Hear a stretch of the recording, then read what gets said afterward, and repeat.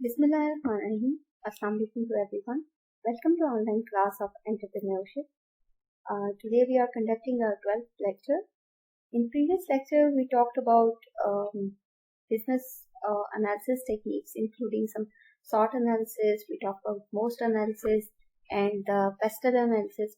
In today's lecture we will study about business process modeling, BPM, and PERT analysis and CATWOE analysis.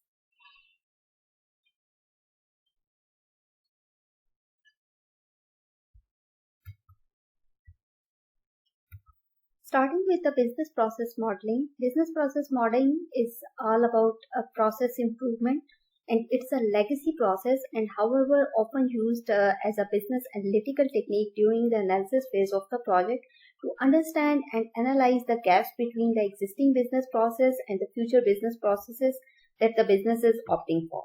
It is also known as the process modeling, and it's an analytical representation and put simply an illustration of an organization's business processes, or the modeling process is a critical component for effective business process management. So the techniques to model the business processes that are used in the business processing is the like the flow chart, functional flow back diagram, flow block diagram, and the control flow diagram like Gantt chart, PERT diagram, and these are certain charts that are being used in the process modeling. And as per the International Institute of Business Analysis, the business analyst performed the below task in the BPM project, like strategic planning, business model analysis, defining process and design it, and technical analysis for complex business solution. Basically, the primary objective of the business process modeling is to analyze how things are right now and stimulate how should they be carried out to achieve the better results. Usually the BPM is represented in a diagrammatic way or graphical way, where the processes, decisions, and informations are represented at the sequential workflow. And there are two types of notation used for the BPM diagram: the BPM business process modeling notation and unified modeling language activity diagram. The BPM technique is an easy way to logically represent how the business processes will operate by the different roles, and moreover, it is one of the best business analysis technique recognized in the industries like the IT industry. Hence, the people can easily visualize the sequential steps of the execution process that are being carried out through this modeling technique, and this in turn helps to make the complex business analysis more straightforward to perform for the better analyst. And his visual impact of this technique, or the visual flow chart, and that are being very easy to understand and to make the employees of your organization, make them understand very well through a dramatic way. Like for example, the BPM is shown in this figure, in this diagram. It shows that you automate the things, you monitor it, you analyze it. The results of the analysis will help you to improve your model, to improve your processes, and this is how the things get done, and this is how you can get the better results, and you can get the improvement in your processes. Second analysis technique we have is the PERT analysis. PERT analysis is it's a program evaluation and review technique actually, and and it's a method used to examine the tasks that are being scheduled and determine a variation of the critical pathway, and it analyzes the time required to complete each task and its associated dependencies to determine the minimum time to complete a project. It estimates the shortest possible time. It will help you to estimate the maximum time period that you need to require to complete the task, and it helps you to if everything get normal and the things are constant, and the what time it should be the project would take. And the method was developed this method was developed by the US Navy in 1957 Polaris nuclear submarine project.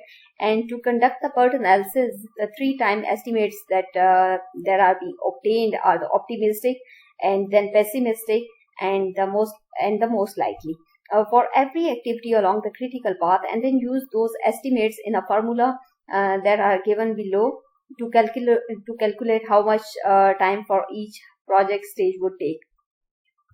Formula includes the P plus 4m plus O divided by 6, and P for the pessimistic time period, and 4m for the most likely time period, and O for the optimistic, and divided by 6. So basically the PERT analysis or the project evaluation and review technique is used by the project management, and it helps in handling the programs and projects, and which involves a series of activities. If you have a project and it has many activities number involved in that particular project, and for each activity how much time it would take, how long it would take to complete one activity, and then second activity, and then whole project. And this is how you can estimate the time period for that particular project to be complete in scenarios of optimistic, pessimistic, and most likely. For example, when the organization undertakes a new project, and it becomes difficult to determine the time within which the project has to be completed. So therefore, to provide the deadline for every task involved in the project and guide them on the sequence of all the activities, PERT analysis is considered to be the most suitable method. And it is also handy tool for budgeting such a project. And this is because having an idea of estimated duration will help the management to ascertain the need for the financial and the human resources and the other resources that are required for that particular project. So the project network through PERT chart, it helps the management to pen down their time estimation of completing a project. It also provides an idea of series in which the various activities are to be carried out, and proposed time taken to complete each task. For example, in here we see, first we see that optimistic time is the minimum possible time required to accomplish a task, assuming everything proceeds better than normally expected. Then comes the pessimistic time, P, and maximum possible time required to accomplish a task, and assuming everything goes wrong. And most likely time is the best estimate for time required to accomplish the task, assuming everything proceeds as normal. So here if we have a project and it includes 4 activities or 4 tasks, A, B, C, D. So we calculate through PERT analysis, we will calculate optimistic, most likely, and pessimistic time period for task A, and likewise for task B and task C, and then task A, B, C, D, and so on. So on the whole, how long this project this project would take to complete, optimistically we would say that it would complete in 8 weeks. Most likely, under normal circumstances, we would say that it would complete in 14 weeks, and pessimistic time period would be 20 weeks. And this is how we calculate in this figure, this is how we calculate the critical pathway for each task. Like for task A, we would calculate the pathway. For task B, we will calculate like the same, optimistic, most likely, and pessimistically. And for task D and so on. For every task, we would calculate the critical path. And for example, if task A would start and it would complete, if we say that optimistically it would take 1 day and then it get finished. But if we consider it most likely way, we can say that this task would start and it would go to one day, and then it would take another day, the second day, and then it get finished. And then comes the this is the most likely way. And then comes the pessimistically, we would say that if everything goes wrong, then a task would start, it would take one day, then it goes to the next day, and then it again go to the one day, and then it get finished. So things get wrong, something gets wrong, and particular task completed more time than it has to be completed. So there are three pathways, three time periods allocated: pessimistic, and then optimistic, and then most likely. This is how we would calculate for task B and task C and task D. So on the whole, the project time period would be calculated based on these tasks and activities. The next technique is the CATWOE technique. It's actually a generic thinking way for the business analysis to understand what a business is trying to achieve, and it identifies what the problem areas are and how the solution will impact the business and its associated people. CATWOE is an acronym for the client: C for client, A for actors, T for transformation, W for worldview, O for owner, and then E for environmental constraints.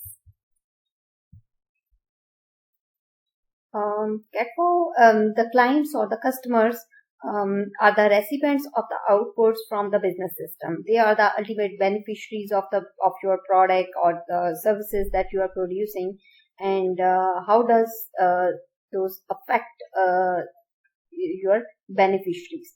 Then actors are the who are involved in the situation, the roles that they perform, the business system processes, and all those stakeholders that have interest in your business, that are playing their part in your business, that are actors. And transformation is the core process that delivers the output to the customer, and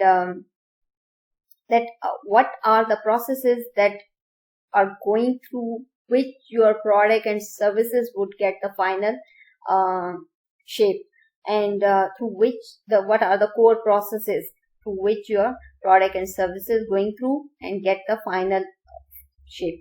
And then comes the worldview, the underlying worldview for the transformation that are required, the big picture, the holistic picture. And O for the owners, the stakeholder with the overall authority for the business system, and who is the owner of impacted system and how are they related.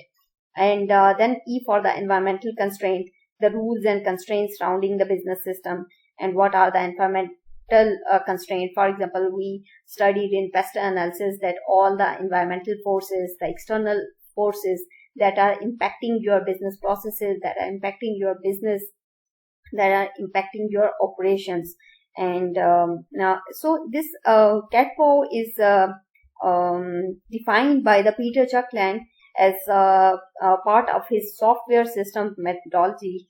And the CATWOE analysis is a simple technique and which can be used for stimulating thinking regarding the business problems and the solutions. CATWOE analysis bring up the different stakeholders' perception on the common platform, and hence it provides a holistic understanding regarding the assumption, the integrity of the data, the ethical angle. It helps a business analyst to prioritize different perspectives depending on its merit. And usually the business stakeholder will have idea about the direction of the organization and should take the requirements to be addressed, the option for improvement, and the solutions that should be implemented. However, these views stem from their personal concerns, beliefs, their values and priorities, and it is this through this lens that often forms the basis for a strongly held opinion from which the deviation is challenging. So a failure to consider these perspectives can result in a serious challenges later in the project as any differences of the opinion develop into conflict, and this may be seen in a conflicting priorities placed upon business requirements, or even the emergence of the conflicting requirements. So that's how the CATWOE is important to be used in the business processing as an analysis technique.